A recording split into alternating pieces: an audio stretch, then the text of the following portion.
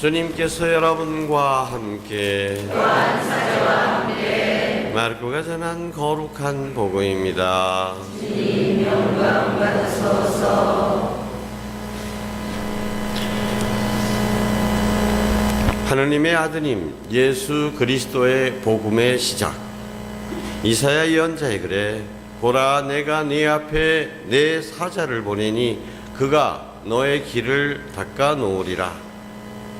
광야에서 외치는 이의 소리, 너희는 주님의 길을 마련하여라.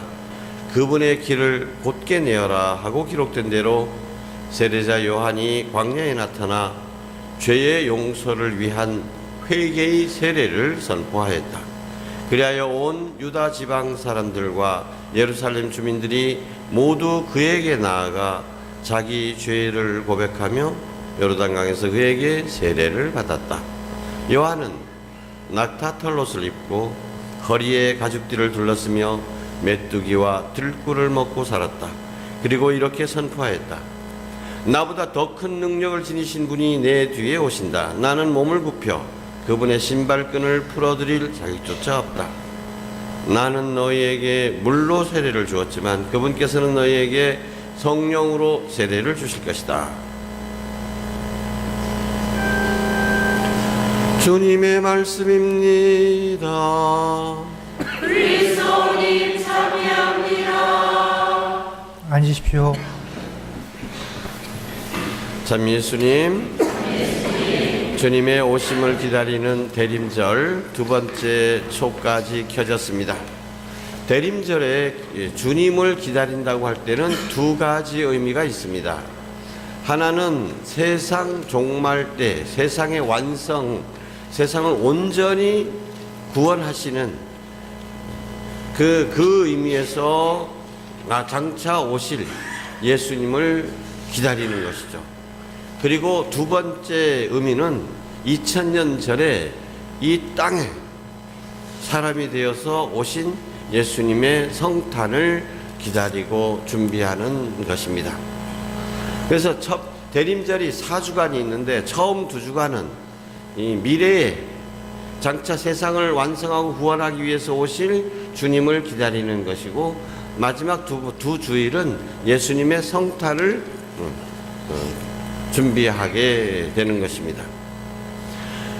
그래서 오늘 제1독서와 제2독서에서는 주님의 오심을 준비하라는 말씀을 듣고, 또 오늘 복음에서는 이제 그때가 코앞에 왔으니까 주님의 길을 예비하라, 이런 가르침을 듣습니다.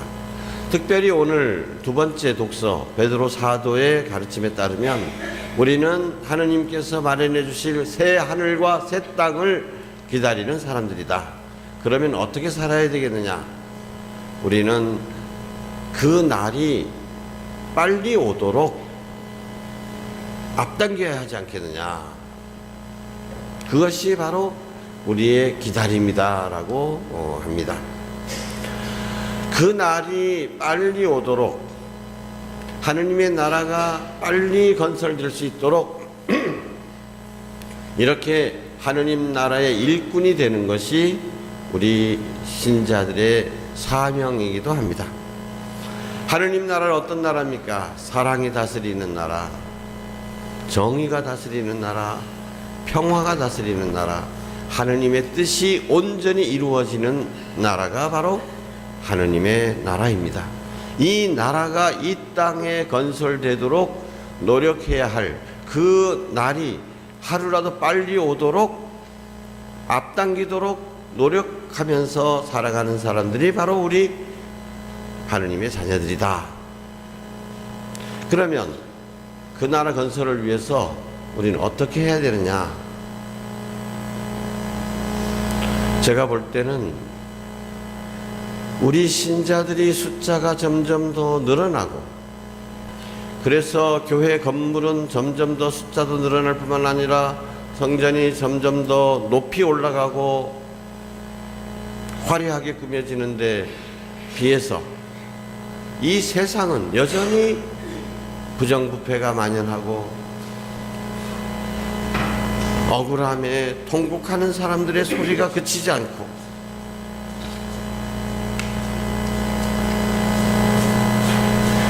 이런 현실은 우리 신자들이 지극히 개인적인 신앙생활을 하고 있다는 증거가 아니겠느냐. 우리가 성당에 나오면서 우리가 원하는 것은 무엇입니까? 하느님께로부터 무엇을 받기를 원하십니까? 우리가 성당에 이 자리에 앉아 있으면서 내가 어떻게 살고자 하십니까? 성당에 나오는 이유는 무엇입니까?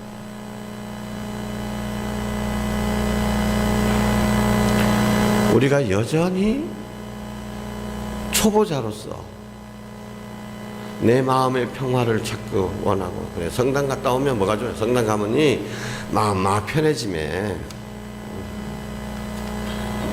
걱정 있어도 성당 갔다 오더니 그거 다 하나님 해결해 준다. 이 차원에서 내 마음의 평화를 위해서, 내 삶의 안락을 위해서만 내 마음이 사로잡혀 있다면 여전히 초심자를 벗어나지 못하는 것입니다. 이걸 뭐라고 얘기합니까? 개인 구복적인 신앙이라고 하는 것입니다. 이렇게 신앙이 개인 구복에 머물러 있을 때 오히려 종교는 인민의 아편이 되는 것이고 사회의 걱정거리가 되게 되는 것입니다. 종교가 있음으로써 사회가 발전하고 사회가 더 안정되고 평화로워져야 될 텐데, 이런 개인의 복리를 추구하는 사람들이 점점 더 많아지니까 사회가 어떻게 해요? 오히려 사회가 더 어지러워지는 거예요. 그래서 어떤 사람들은 이제 종교가 사회를 염려하는 것이 아니라 사회가 종교를 염려하게 됐다, 이런 망측한 말까지 나오게 되는 것입니다.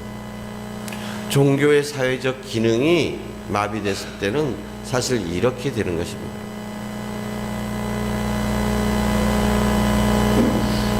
우리가 진실로 예수 그리스도의 십자가의 의미를 안다면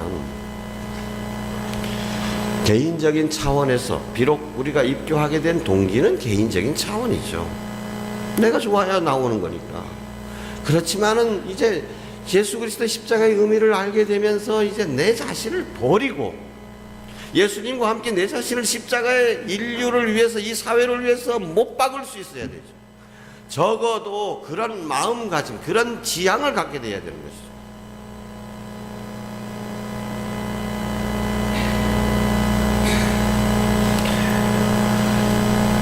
교회는 대림절 두 번째 주일을 인권주일로 정했습니다. 우리 주변에 가장 중요한 가치가 무엇이겠습니까? 사람입니다. 사람이 온 세상보다도 더 귀하다.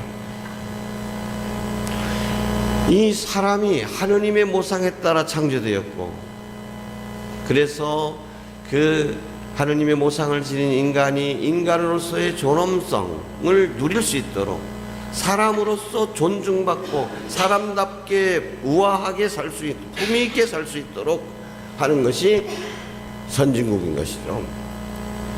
인권이 제일 존중받는 사회가 바로 선진국이라고 할 수 있는 것입니다.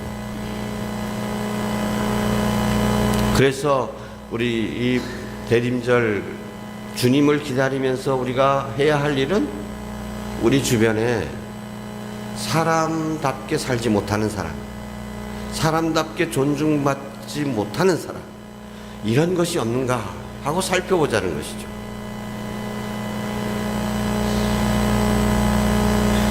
그리고 이제 더 나아가서 이런 현실이 아직도 우리 주변에 만연한 것은 우리 신자들이 개인적인 신앙 차원에 머물러 있기 때문이다. 다른 식으로 얘기하면 믿을 교리는 잘 알고 있는데 지킬 계명, 사회 교리는 너무도 모른다. 사회 교리라고 하니까 무슨 사회 교리라는 것도 있어? 이렇게 전혀 그거에 대해서 생각을 안 한다는 거죠. 이거 우리 교회가 잘못한 것이기도 하고, 그래서 이제 대림 2주간은 인권주일이면서 한 주간을 사회교리 주간으로 정한 것입니다. 사회교리 주간을 맞아서 우리 한국천주교 주교회의가 마련한 동영상을 잠깐 함께 보시겠습니다.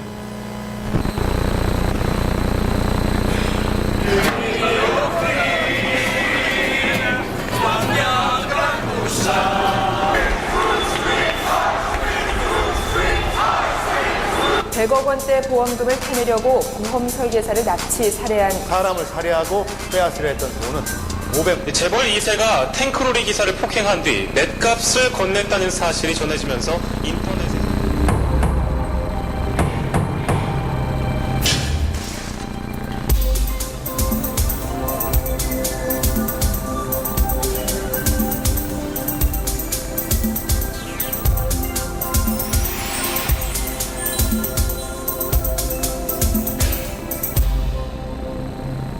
돈 없이는 살 수 없는 자본주의 사회.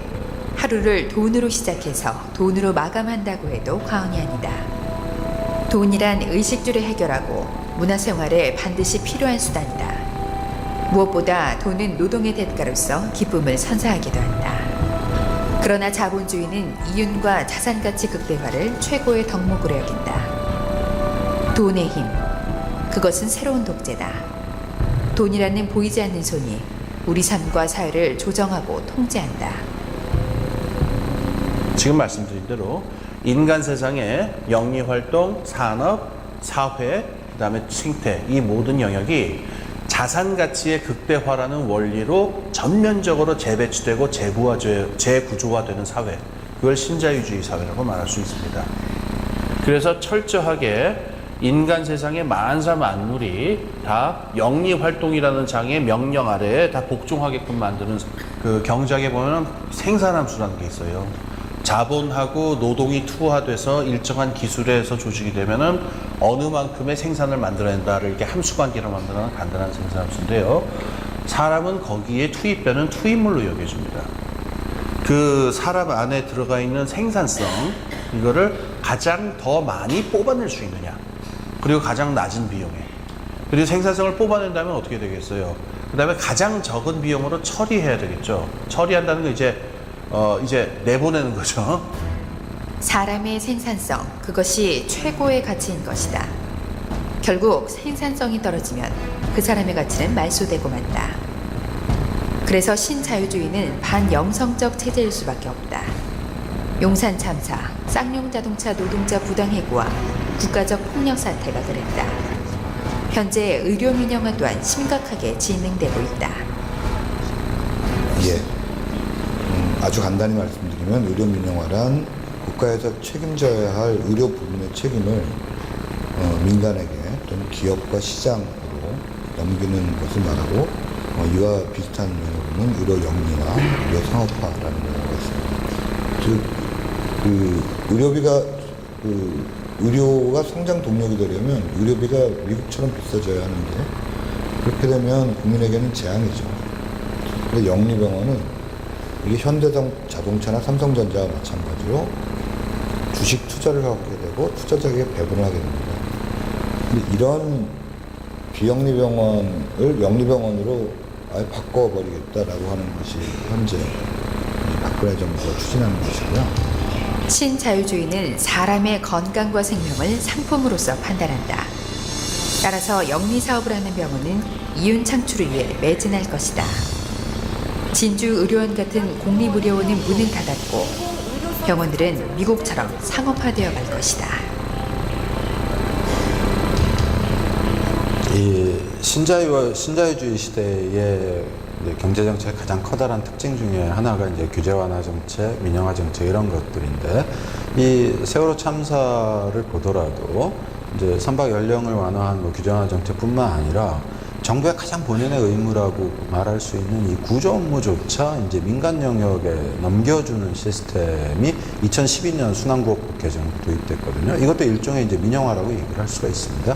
근데 이런 배경에서 이제 해경이 구조를 할 수 있는 이제 능력과 장비를 갖추지 못한 상황이 됐고, 이것이 세월호 참사 소위 골든타임에 이제 해경이 그런 시민들, 승객들의 그런 생명을 구조하는데 결국은 나서지 못한 이제 그러면서 오히려 뭐 다른 구조 활동들을 오히려 또 제지하는 데만 바빴던 그런 배경이자 좀 원인이 아니었나라고 생각을 하고요. 그래서 세월호 참사의 문제는 그렇기 때문에 이 신자유주의 시스템에서 이제 나타나고 있는 이런 규제 완화 정책, 민영화 정책을 떼놓고서는 우리가 세월호 참사의 문제를 얘기할 수 없는 거죠. 정말 안타깝게도 올해 우리 한국 사회에서 전개된 여러 가지 사건들은 이러한 그 인간 생명의 존엄함을, 절대적인 가치를 망각하고 짓밟는 그런 사건들로서 정말 가슴이 아픕니다. 저는 특별히 그 세월호 사건이야말로 단순히 뭐 생명 경지 사상 또는 안전 불가증을 넘어서서 한국 사회 자체가 얼마나 물질 지향적이고 경제 제일주의에 빠져 있는가. 예수님께서는 너희는 하느님과 만몬을 함께 섬길 수 없다고 하셨습니다. 만몬은 일종의 악마적인 힘을 가진 존재로서 인간을 그렇게 압도하고 인간을 노예로 만들 수 있다는 겁니다. 그래서 만몬은 본래 좀 불의한 것이기 때문에 이 세상의 구조 안에서 정의롭지 못하고 인간을 착취하는 구조 속에서 생성된 이 만몬을, 그렇다면 이제 의롭게 쓰기 위해서는 그것을 나눠야 한다는 말씀을 하시는 거죠. 불의한 만몬으로라도. 만몬은 교회와 신앙마저도 위협하고 있다. 개인 신심주의와 거대해지는 교회, 목적지 없이 미친 듯 달려가는 자본주의에서 교회가 추구해야 할 가치는 무엇일까? 우리가 찾아야 할 복음의 기쁨은 무엇일까?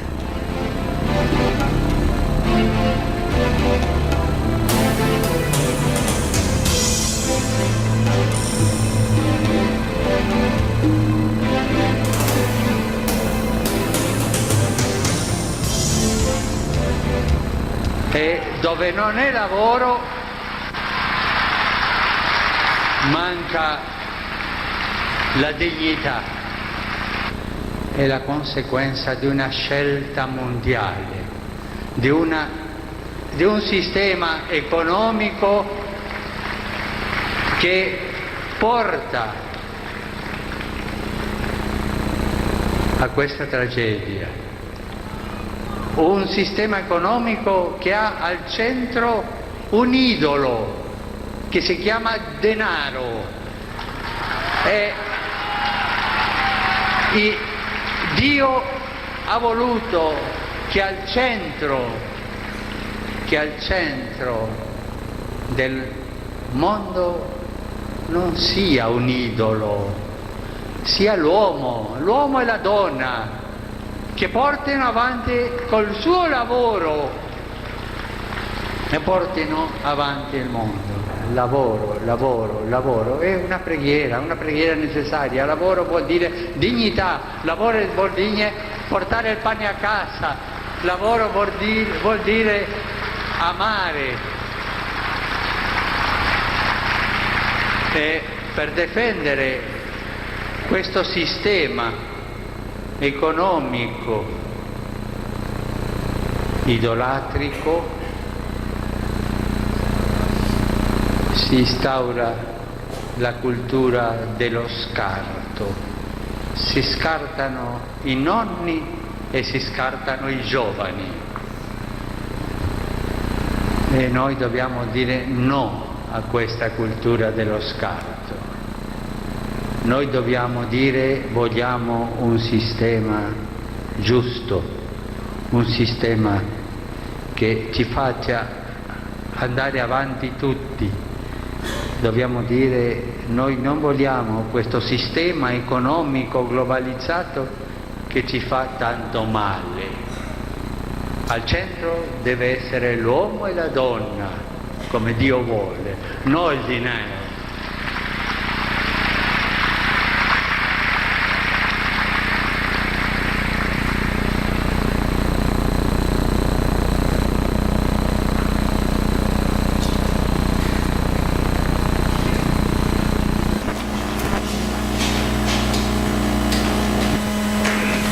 요즘 세계 구조를 사회 신자유주의 경제체제라고 이야기합니다. 신자유주의 경제체제.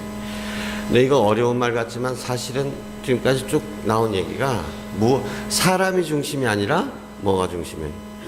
돈이 중심이 되는 세상이다 이거죠. 그래서 우리나라에서 인건비가 점점 올라가고 그러니까 공장을 저 어디 베트남이나 저 미얀마나 이런 데로 그냥 옮겨버려. 거기 더 싼 노동력이 있으니까. 그런데 거기가 또 돈 되는 거니까, 이익이니까 그렇게 옮겨요. 기업주는 하나도 그런 다른 거 걱정하지 않습니다. 나라도 걱정하지 않습니다. 그럼 거기서 여기서 일하던 그 노동자들 어떻게 하는 겁니까? 그건 니네 알아서 해라 이거예요. 전혀 관심이 없는 거예요. 이게. 중국의 밑강이 맛있고 싸다. 그러면 무조건 수입해버려. 수입 자유화. 그러면 제주도 밑강 농사 짓던 농민들은 어떻게 살라고? 그거 걱정 안 하는 게 이게 신자유주의 경제체제라는 것입니다. 사람 걱정은 안 하고 사람은 하나의 돈 벌기 위한 도구에 불과한 거예요. 그래서 돈이 세상을 지배하게 된다. 이렇게 내버려 두어서는 안 된다라는 것이 우리 교회의 가르침입니다. 세상이 그런데 어쩌란 말이냐? 아니죠. 이런 세상의 조류와 맞서 싸우는 사람들이 바로 우리 크리스찬이다. 이런 사회적인 의식이 있어야 된다. 뭐라고 교황님께서 말씀하시는 게, 더불어 함께 나아가는 이런 경제체제를 위해서 노력해야지, 지금 이렇게 돈 중심으로 움직이는 이런 체제에 대해서는 단호하게 노라고 얘기해야 된다.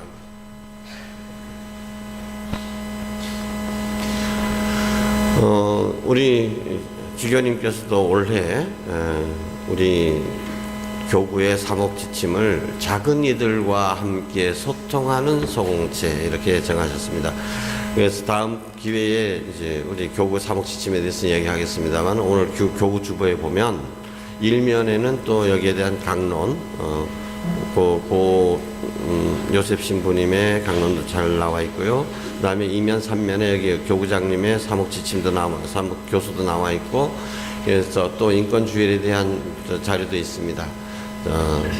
집에 가셔서 꼭 오늘 교구 주보를 참조하시면서 개별적으로 교회의 신앙이라는 것이 나 개인을 위한 것이 아니라 나 개인으로부터 시작되지만 나 개인만을 위한 것은 신앙이 아닙니다.